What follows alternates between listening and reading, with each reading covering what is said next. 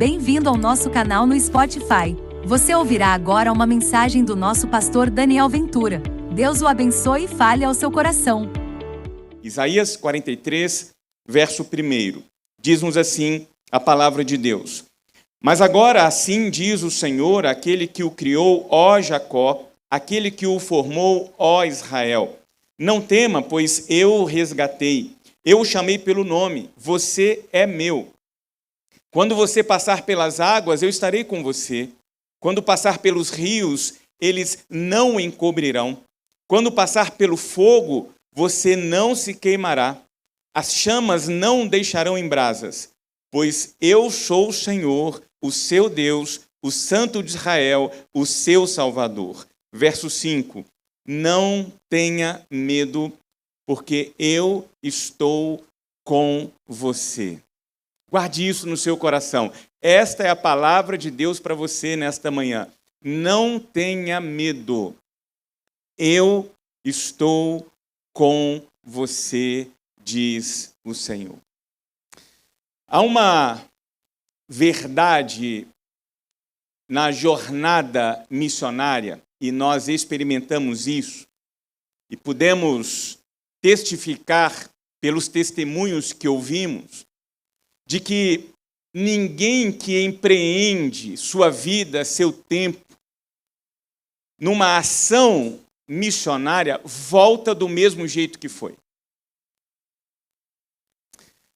Nós voltamos naturalmente carregando experiências que sequer, Diógenes, são capazes de ser transmitidas pelas palavras.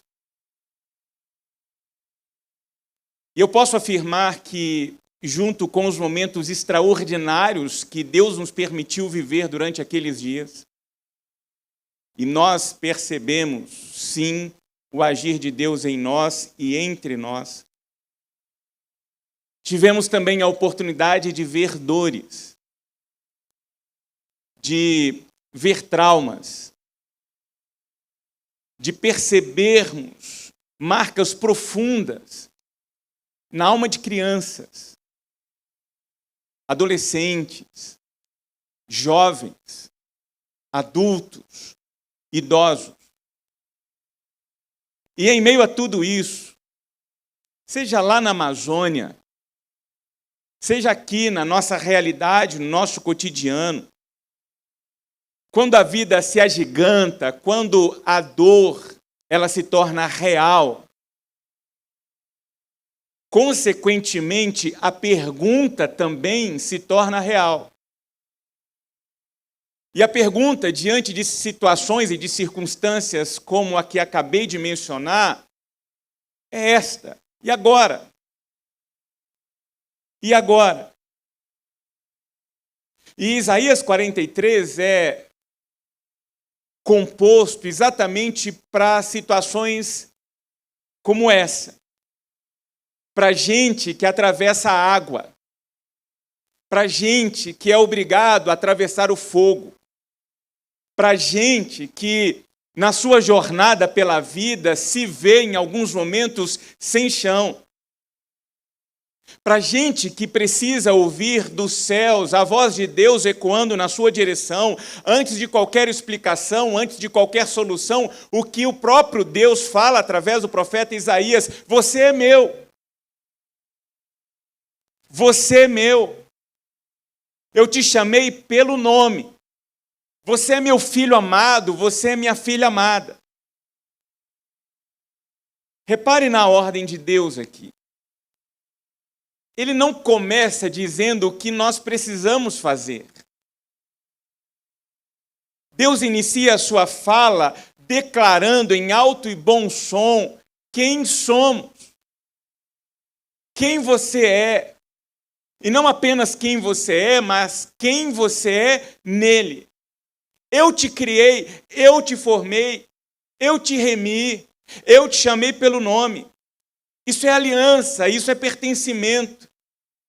Isso é Deus colocando o coração de volta ao lugar. De entendermos que Deus é Deus, nós não somos Deus. E quando temos consciência de quem somos e de quem Deus é, a nossa vida toma uma direção adequada, leve e bela. Porque aí, diante da nossa fraqueza e da consciência da nossa fragilidade, nós temos a oportunidade de experimentarmos o aperfeiçoamento e a manifestação gloriosa do poder de Deus sobre as nossas vidas. E aqui já cabe uma orientação pastoral simples, necessária, mas profunda. Sabe aqueles momentos em que as notícias chegam sem pedir licença? Quando somos tomados de abrupto por informações, ou quando as circunstâncias se alteram e ficamos petrificados, perplexos, e não nos resta outra coisa senão simplesmente dizer: e agora? Porque não esperávamos por isso. Não programamos isso. Então, quando a vida te surpreender, quando as circunstâncias se alterarem sem aviso prévio, caia de joelhos, clame aos céus, fale com Deus, ponha para fora aquilo que está no profundo da sua alma. E se porventura você não consegue traduzir em palavras o que está passando dentro do seu interior, fique ali, mesmo em silêncio, porque Deus sabe, Deus perscruta o nosso interior. E às vezes há silêncios que falam mais alto do que palavras. Porque há momentos em que a nossa alma só consegue expressar gemidos que são traduzidos pelo Espírito Santo até o trono da graça do nosso Deus. Então permaneça ali. E se lhe couber qualquer tipo de condição, simplesmente suspire e diga: e agora, Senhor? E ao declarar: e agora, Senhor, lance-se no colo do seu Abba, no colo do seu Pai, do seu Papai do céu, que está com as mãos estendidas, pronto para te acolher, pronto para te sustentar, pronto para te surpreender. Agora, fato é, e você e eu já passamos por esta experiência, há dias em que somos surpreendidos pelas contingências da existência e nós nos colocamos então a orar. E tentamos, parece, romper um céu de chumbo com os nossos clamores, com as nossas petições, com as nossas lágrimas. E parece que no meio do nosso pranto, no meio do nosso grito, do agito da nossa alma, parece que Deus está quieto. E eu sei que para muita gente a quietude de Deus assusta. E por que assusta? É porque nós temos a tendência de confundir silêncio com ausência. Só que a Bíblia nos ensina a fazer uma distinção. Deus pode parecer silencioso, mas Ele está com toda a certeza e garantia presente. É como você, diante de um dia nublado, não conseguir enxergar o sol, mas ter a convicção plena de que o sol está lá. Então, se você está passando por um momento nebuloso na sua vida e você não consegue perceber, enxergar, ouvir a presença de Deus, a voz de Deus, acredite, Ele está aí com você. Ele se faz presente. Ele pode não responder necessariamente da forma como nutrimos, como expectativa nos nossos corações, mas isso não significa que Deus não te ama, isso não significa que Deus não está com você. Nós somos uma geração apressada, acelerada e cada vez mais acelerada. Há uma geração presente neste auditório que foi surpreendida pela chegada de um dispositivo na cozinha chamado forno micro-ondas. Imagine que nós tivemos que sair do fogo a lenha para o fogo a gás e tivemos então a oportunidade de ir para o forno micro-ondas. E no forno micro-ondas, tudo era coisa de 1 minuto, 2 minutos. E o problema é que essa geração do forno micro-ondas foi levada para a experiência digital, do touchscreen, do toque e responde. Tanto que alguém teve a ideia de colocar as mensagens de áudio do WhatsApp em 2x. E já tem gente pedindo 3x, 4x. Porque nós somos acelerados. E o problema é que a gente projeta essa velocidade descontrolada nossa para a nossa experiência espiritual. E faz com que alguns de nós vivamos uma fé acelerada.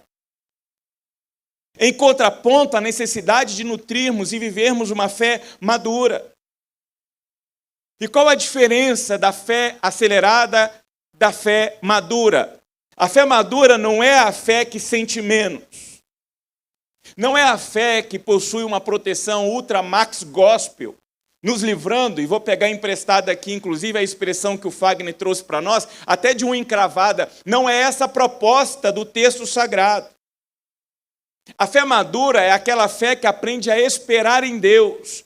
A fé madura é aquela que aprende a confiar em Deus. A fé madura é aquela que usufrui da presença de Deus a despeito daquilo que Deus pode dar. Com a convicção plena, como diz Davi no Salmo 23, de que esse Deus maravilhoso é o meu pastor, e porque Ele é o meu pastor e está presente, eu não preciso sentir falta de mais nada. Porque Ele é suficiente para mim. Deus precisa ser suficiente para você. Por isso a Escritura diz que esperar no Senhor é algo bom, é algo necessário e é algo santo. Porque não tem a ver com passividade, tem a ver com confiança. Tem a ver com a convicção plena de que Deus não está perdendo aquilo que está acontecendo conosco. O Salmo 115 diz que os céus fazem a vontade de Deus. A vontade de Deus é cumprida lá. Mas o mesmo Salmo vai dizer que o mundo foi entregue aos homens e o que rege hoje a nossa existência é a vontade humana. Por isso que há o desequilíbrio. Por isso é que há o incômodo, o desconforto. Por isso é que há a injustiça, a desigualdade. Porque não impera entre nós, de forma majoritária, total, a vontade de Deus. O que impera são as nossas ambições, os nossos desejos. A vontade da carne. E por isso nós precisamos entender que no meio de tudo isso, há um Deus que nos deu a liberdade de conduzirmos a nossa vida, a nossa história, mas não perdeu o controle da história e se faz presente na história. Então, a despeito do que você tem passado, enfrentado na sua vida pessoal, conjugal, familiar, profissional, emocional, física, espiritual, Deus está com você. Agora eu quero que você volte ao contexto do livro do profeta Isaías, no capítulo 43, para entender como tudo isso tem a ver com você e comigo. Porque a redação do livro do profeta Isaías, especialmente aqui, o capítulo 43, que é o nosso texto base, ele nasce num cenário de exílio, nasce num cenário de perda, nasce num cenário de ruína. Quando o povo se vê longe de casa e parece cada vez mais distante o cumprimento da promessa de Deus. E o que Deus está fazendo aqui, quando se pronuncia a Jacó, quando se pronuncia a Israel, é tentar resgatar a identidade comunitária do seu povo. Lembrando ao seu povo que, a despeito da situação de cativeiro, a identidade deles não foi sequestrada pela Babilônia. A identidade deles não foi comprometida por causa das circunstâncias. O que dita a vida deles não é o poder humano. O que Deus está dizendo através do capítulo 43 do livro do profeta Isaías para aquele povo e para você é que a sua vida, assim como a vida daquele povo, está nas mãos de Deus. A nossa vida, a nossa história, o nosso futuro está nas mãos de Deus. E nós, como igreja do Senhor Jesus, neste tempo, precisamos ouvir essa palavra com o mesmo temor de Jacó e Israel e com a mesma esperança de que o Deus que esteve presente em todo o tempo junto ao seu povo é o Deus que se faz presente com você em todo o tempo. Não há situação, circunstância, diagnóstico, cenário que você venha enfrentar que seja maior do que o seu Deus. Há uma canção, inclusive, Jane, que nós cantamos: o seu Deus é maior do que os seus problemas. E nós precisamos crer nisso. Nós precisamos experimentar isso. Porque o que Deus faz aqui, através, inclusive, do livro do profeta Isaías, é dizer algo que muda a forma como você e eu atravessamos as nossas crises. Porque o que Deus vem dizer aqui não é, olha, não haverá águas. O que ele diz é, mesmo diante de um cenário de fortes tempestades, de mar bravio, o que ele afirma é, eu estarei com você no meio das águas. Mesmo em cenários aquecidos e representados aqui pela simbologia do fogo, o que Deus vem declarar para nós é que o fogo não terá a última palavra. A presença de Deus nunca foi, não é e não será, pelo menos na teologia bíblica pregoada nesta igreja, sinônimo de vida fácil. A presença de Deus conosco não nos isenta das contingências da vida. Nós precisamos entender isso. O que a presença de Deus nos garante é companhia, é paz, alegria, contentamento, esperança. É um milagre que começa a brotar dentro de nós e nos habilita a enfrentar a vida como a vida é. Então lembre-se disso, a dor pode ser grande, mas a dor não é soberana. Quem é soberano é o nosso Deus. Ele está contigo. Lembra do que nós dissemos no início? Você é dele. Ele te chamou pelo nome. Ele tem planos maravilhosos para a sua vida. Você precisa acreditar nisso e viver isso. Nós já estamos aí caminhando para o final do segundo mês do ano de 2026. Alguns já estão enfrentando tempestades neste ano. Mas eu quero que você levante os seus olhos e olhe adiante na certeza plena de que o Senhor é contigo. Deus tem coisas extraordinárias para fazer na sua vida, através da sua vida, durante este ano, na sua casa, no seu casamento, na vida dos seus filhos, no seu ambiente de trabalho. E nós precisamos abrir o coração e a nossa mente e dizer, Senhor, eu estou aqui. Eu quero experimentar do teu extraordinário. Eu não quero recusar participar daquilo que o Senhor está fazendo. Porque quando Deus olha para você e diz assim, você é meu, o que nós vemos nessa palavra é o evangelho eclodindo e subindo e surgindo. E por que eu estou dizendo isso? Porque o Deus que te chama pelo nome não é um Deus distante, fazendo com que a sua palavra saia de um trono longe lá no céu e faça ecoar de alguma forma na sua vida, na sua história, no seu coração, não. O Deus que olha para você e diz, olha, você é meu. É o Deus que deixou o trono da graça e em Cristo entrou na história. É o Deus que deixou o trono da graça e na forma humana, como você encarou as águas da vida, encarou o fogo da vida, encarou o fogo da cruz, experimentou da morte, o eterno, experimentou da morte, foi jogado no mundo dos mortos durante 3 dias, mas ao terceiro dia, o que nenhum poder humano foi capaz de fazer, foi testificado pela manifestação gloriosa do poder do Espírito Santo de Deus, que foi lá no mundo dos mortos e tirou Jesus de lá e o ressuscitou, colocando-o vivo diante de todos os olhos. E aquele poder foi entregue de forma graciosa para você. Atos capítulo 1, verso 8. Descerá sobre vocês o meu espírito e vocês serão habilitados de poder. Para quê? Para serem minhas testemunhas, para poder, onde quer que estejam, fazendo o que for com quem quer que seja, mostrar, eu estou com você. Isso se cumpre no capítulo 2 do livro dos Atos dos Apóstolos. Quando o Espírito de Deus é derramado, e ali, de forma operacional, nasce a igreja, e aqui estamos nós, milênios depois, com esse mesmo Espírito disponível sobre cada um de nós, habilitando-nos a viver a vida como a vida é, mas com uma força dentro de nós que é maior do que qualquer força fora de nós.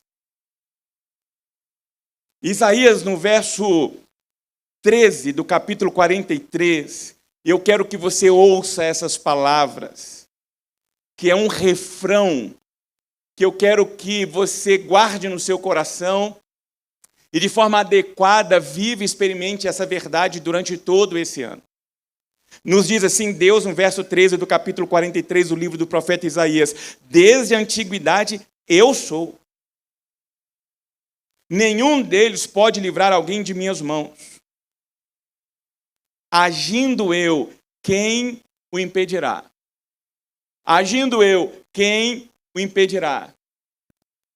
Agora é preciso cuidado, porque esse texto não foi entregue a nós para inflar o nosso ego, nem para transformar Deus como fruto da nossa boa vontade. Afinal de contas, agindo eu, quem me impedirá? E aí a gente quer usar Deus numa manipulação das nossas próprias vontades para atender os nossos próprios caprichos. Não. Essas palavras foram dadas para curar o coração do exilado. Essas palavras foram dadas para colocar o universo no eixo, para entender que enquanto caminhamos por essa vida, seremos sim esbarrados pelas realidades que marcam essa existência, revelando a nossa humanidade, a nossa pecaminosidade, a nossa fragilidade, mas certos de que no meio de tudo isso, Deus continua sendo Deus. Deus continua tendo um propósito, Deus continua com a sua soberania, Deus continua manifestando a sua vontade boa, perfeita e agradável. E isso precisa ser bem entendido. Agindo Deus, quem impedirá? Isso não significa que nós não vamos atravessar vales durante esse ano. Isso não significa que não seremos esbarrados por notícias ruins na nossa jornada. Nem significa que a nossa história será marcada por uma proteção de alívio permanente. Significa que quando Deus decide cumprir o seu propósito em nós, entre nós e através de nós, ninguém consegue frustrar. Por isso que nós precisamos descobrir qual é o propósito de Deus para nós. Homens, qual é o propósito de Deus para você? Como homem, como cidadão, como pai, como marido, como profissional. Mulheres, qual é o propósito de Deus para você? Como mãe, como esposa, como cidadã, como profissional, como mulher. Porque nós fomos colocados na vida, na existência, com propósito. E quando a gente consegue participar na nossa rotina daquilo que Deus está fazendo e perceber que somos simplesmente a extensão das mãos de Deus, há algo extraordinário que acontece dentro da gente. E aí nós entendemos porque ouvimos e vimos testemunhos como, não apenas traduzido nos vídeos que enviamos lá da Amazônia, projetamos nessa manhã e ouvimos no relato dessas pessoas que estiveram lá, mas é a sensação de que foram os 5 dias mais bem dedicados e vividos da minha vida, por causa de um negócio chamado propósito. E uma das coisas que nós aprendemos lá naquele barco é que o mundo continuou girando, as nossas funções continuaram lá. Ou seja, nós precisamos encontrar sim brechas na nossa existência para nos encontrarmos sim alinhados ao que Deus deseja, para que faça sentido aquilo que fazemos. Para que consigamos chegar no final da nossa existência, olharmos para trás com satisfação e com contentamento e com prazer de poder dizer assim: vivi sim, bem vivida a minha vida, na altura e na profundidade, de forma plena e abundante. Porque não está alicerçado simplesmente no aqui e agora. Essa visão hedonista do prazer momentâneo de entender e enxergar a vida como até a morte, Isso é muito raso. Isso adultera plenamente aquilo que foi feito na cruz, através da presença e da vida de Cristo Jesus. Nós precisamos entender que há um projeto muito maior que nos ultrapassa. E participar desse projeto traz sentido, significado para colocarmos os nossos pés todas as manhãs ao lado da nossa cama e irmos para a vida. Fazer o que sabemos fazer, com a nossa inteligência, com as nossas competências, mas com propósito. Com propósito. A Bíblia inteira é uma biblioteca de e agora? De respostas de Deus. Para mostrar para nós que o texto sagrado é um registro de homens e mulheres como você, como eu, que vivendo a vida puderam experimentar da manifestação plena da presença de Deus. Quando nós abrimos o texto sagrado, logo nas primeiras páginas, nós somos surpreendidos pela queda de Adão e Eva no Éden. E aí surge uma pergunta, e agora? E agora, Deus redime. A história avança, o povo é cativo, é escravo no Egito. E aí surge, no meio do cativeiro, uma pergunta, e agora? E agora, Deus liberta. Porque a última palavra do capítulo 3 do livro de Gênesis não é o pecado, é a remissão, é a segunda chance. A última palavra no cativeiro egípcio não é a escravidão, é a liberdade. E esse povo caminha e se coloca diante de um mar fechado, com um exército marchando na sua direção, com o propósito de triturá-lo. E aí surge uma pergunta diante do mar, e agora? E agora, Deus abre caminho. Diante de cenários impossíveis aos seus olhos, creia, não há nada impossível para Deus. Não há. E quando chega o centro da história, Deus encarna, se torna um de nós, inicia o seu ministério e 3 anos depois é preso, é julgado, é condenado, é crucificado. E aí, olhar para aquela cruz, o seu último suspiro, o seu corpo pendido sobre aqueles pregos, surge a pergunta, e agora? E agora Deus faz o que nenhum poder humano é capaz de fazer. Deus ressuscita Jesus do mundo dos mortos. Deus age e faz o que ninguém pode fazer. Por isso é que eu quero que você olhe para essa afirmação e entenda que a ressurreição não é um evento passado. A ressurreição revela o padrão de Deus sobre a história. A ressurreição revela o padrão de Deus que Deus quer exercer sobre a sua vida. Deus quer ressuscitar, Deus quer trazer renovo, Deus quer trazer novidade de vida. E isso se dá não necessariamente, não estou trazendo isso de forma aplicada ipsilitris, mas essa ressurreição, ela chega às vezes como uma solução diante de um cenário que a gente não imaginava sequer enxergar condições de celebração. É aquele domingo da ressurreição que, traduzido para a nossa existência, chega com uma força extra para nós atravessarmos um turbilhão de situações. Encararmos um diagnóstico médico entendendo que aquele que está conosco é maior do que isso.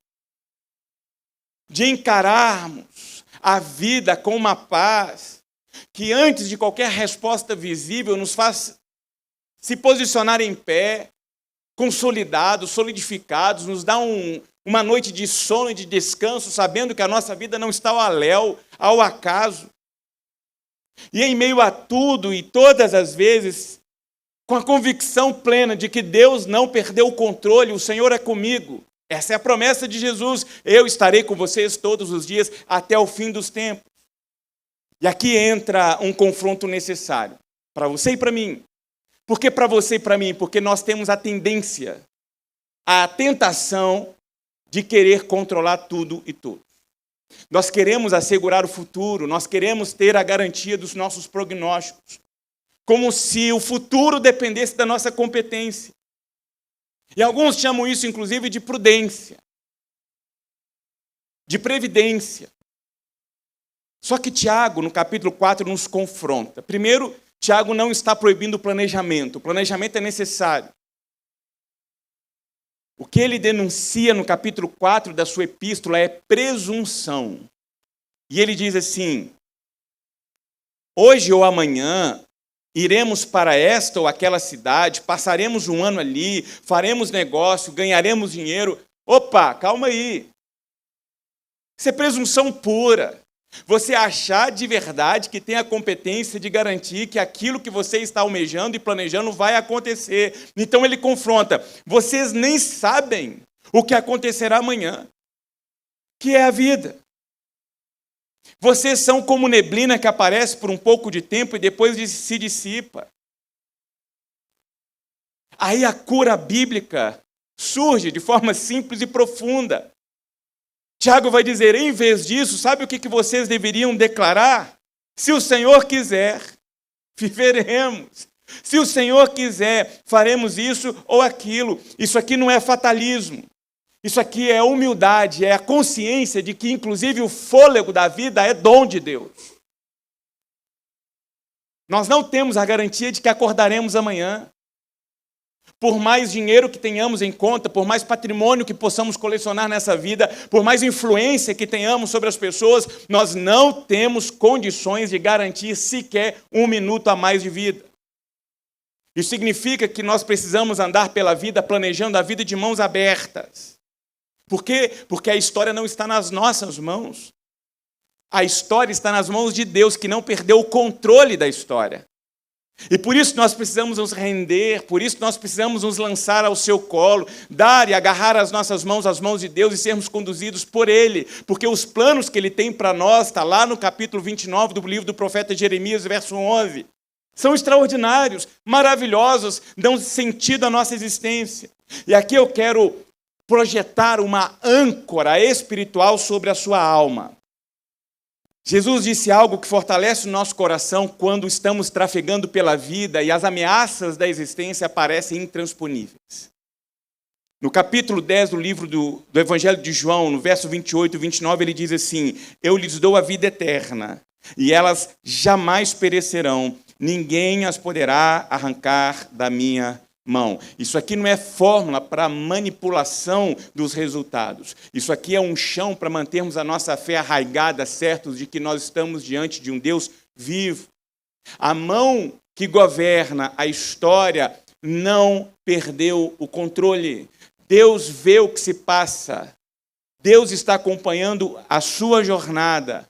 E as mãos que sustentam a história é a mesma mão que foi cravejada no madeiro. E lá, através da sua entrega, através da sua vida, garante para você e para mim hoje uma vida marcada de sentido, de fortalecimento, de paz, de plenitude, de abundância, porque Ele está conosco. Quando o Evangelho de Lucas, no capítulo 24, narra a caminhada dos dois discípulos na estrada de Emaús, é muito interessante aquele episódio porque os discípulos estão andando tristes. Estão tristes porque eles recebem uma notícia e transformam essa notícia como a última notícia, a última palavra, a última declaração. Jesus morreu. E eles estão tão tomados e rendidos por esta declaração que em determinado momento da jornada, Jesus, já ressurreto, está caminhando com eles e eles não conseguem perceber Jesus. Até que Jesus precisa escancarar as Escrituras e fazer declarações para que os seus olhos sejam abertos. E quando, então, seus olhos são abertos, os seus corações começam a arder e eles começam a reviver a vida da forma adequada. Por quê? Porque descobriram que eles não tinham a última notícia. A última notícia não era Jesus morreu. A última notícia é Jesus ressuscitou. E você precisa caminhar com essa última notícia, porque a última notícia que ultrapassa o tempo e alcança a sua realidade hoje é: Jesus ressuscitou, Jesus vivo está, sentado à direita do Pai, e prometeu que estaria com você todos os dias. Você não está só. Diante dessa luta que você está enfrentando, o Senhor é contigo. E foi essa notícia que nós anunciamos lá na Amazônia. com a nossa vida, com o nosso toque, com as competências, com a inteligência, com o nosso tempo, com as nossas visitas. E essa notícia que foi para a Amazônia também está aqui disponível para você diante da sua realidade. Eu não sei quais são as suas notícias. Eu não sei em que ponto você já tem sido submerso diante da sua realidade, como representado por águas profundas. Eu não sei em que fornalha você tem sido jogado pela dinâmica e pela contingência da vida. Eu não sei que silêncio sepulcral tem tomado a sua alma, mas eu sei que Deus, o Deus da história, que escreve capítulos novos sobre a nossa vida, a nossa jornada, quando nós só enxergamos ponto final, Ele está com você hoje. Ele está com você hoje. E você precisa, de forma confiante, colocar essa situação diante das mãos do Senhor. E há uma promessa, e eu quero concluir essa reflexão entregando para você essa palavra de Deus registrada lá no livro do Apocalipse, no capítulo 3, versos 7 e 8, que consolida os nossos passos quando a gente se sente impedido. Essas são as palavras daquele que é santo, daquele que é verdadeiro, daquele que tem a chave de Davi. Ele abre, e o que ele abre, ninguém pode fechar. Ele fecha, e o que ele fecha, ninguém pode abrir. Agora, cuidado, porque eu sei que muitas mentes e corações aqui são, às vezes, influenciados por uma teologia envesada. O que o texto está dizendo aqui é que porta aberta não é sempre uma oportunidade imediata. Porta aberta aqui, às vezes, é proteção. Às vezes é oportunidade para a gente testemunhar. Às vezes é um livramento de medo. Mas porta aberta aqui, de forma sintetizada, é a garantia de que Deus está com você, o Senhor é presente. Então hoje a convocação do Espírito Santo de Deus para você é esta: descanse aos cuidados do Senhor. Descanse, não como alguém que desiste, mas como alguém que confia. Se lance no colo do Papai do Céu. Seja acolhido por Ele, sustentado por Ele. Deixe Deus falar ao seu coração. Deixe Deus renovar o seu espírito em você. Deixe Deus te fortalecer e te sustentar.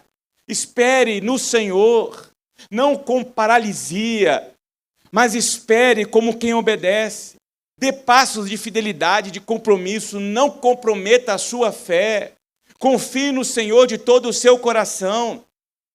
Quando o medo bater, eu quero te convidar a voltar àquele lugar do joelho no chão, da entrega, da rendição. E ali diga a Deus o que está no seu coração. Está doendo? Diga: Deus, está doendo, eu não estou aguentando. Está com medo? Diga: Deus, eu estou amedrontado. Isso está me corroendo por dentro. Seja autêntico, seja autêntica. E se você chegar a ponto de não ter palavras, ofereça a Deus silêncio. Mas seja um silêncio de rendição, de entrega, de confiança, porque Ele entende. E no momento certo Ele age, e Ele vai agir para manifestar a glória dEle na sua vida. Para que você seja edificado, para que você seja surpreendido e seja surpreendida. E é por isso que eu quero neste momento orar com você e orar por você. Eu não sei o que você está enfrentando, eu não sei como você chegou aqui, eu não sei quais são as suas lutas, mas eu sei que o Senhor é contigo. Por isso eu quero convidar você aí onde você está para fechar os seus olhos, conectar o seu coração ao coração de Deus e falar com Deus o que você precisa falar diante de tudo aquilo que Ele falou com você nesta manhã. Deus falou algo ao seu coração.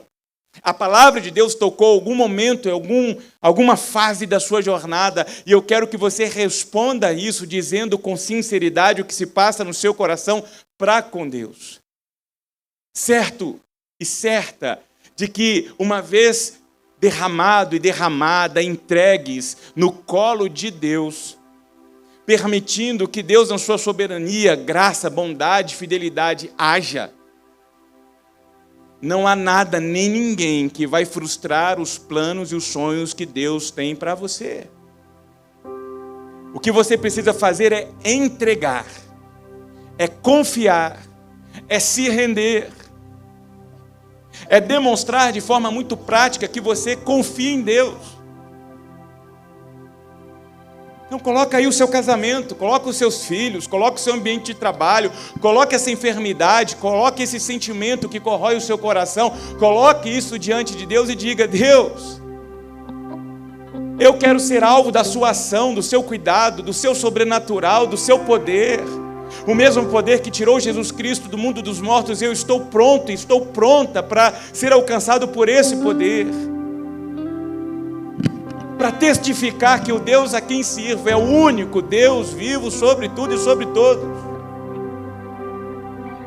Então diga aí, do mais profundo da sua alma, revele em suas palavras a sua confiança, a sua fé em Jesus Cristo.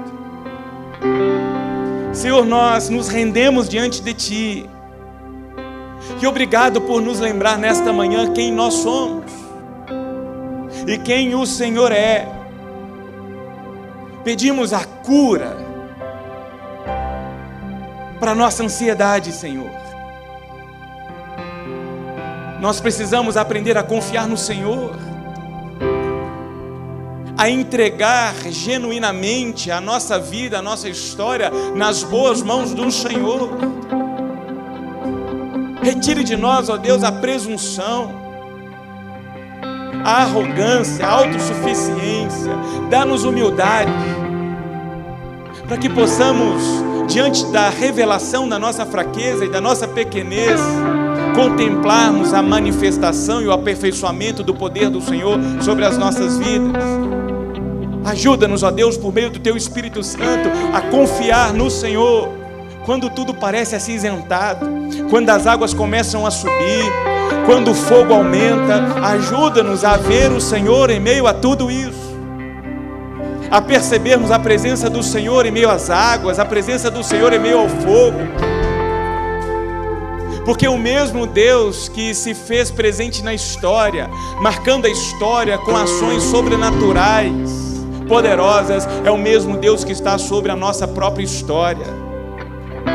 Dê-nos, ó Deus, a oportunidade de testificar do Teu poder para a glória do Senhor, dando-nos coragem para encarar a vida, para encarar os diagnósticos, para encarar os cenários e, sobretudo, para em meio a tudo isso, esperar a manifestação da Tua boa, perfeita e agradável vontade.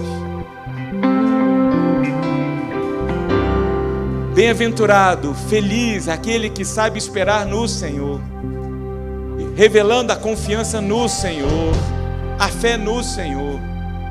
Tira-nos a fé apressada e nos conceda uma fé madura, que entende, que confia e que sabe que o Senhor é o nosso pastor. Ainda que andemos por vales de sombra, vales de morte, o Senhor está conosco.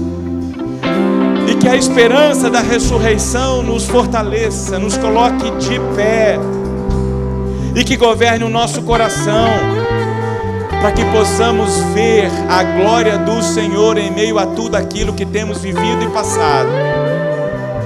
Porque não há nada nem ninguém, nem coisas do presente, nem do porvir, nem anjos, nem potestades, nada pode nos separar do amor do Senhor que está em Cristo Jesus. E que esse amor revelado em Jesus nos sustente e nos fortaleça para o nosso bem, mas sobretudo para a glória do Senhor. Em nome do Teu Filho amado Jesus, é que nós oramos. Amém, amém.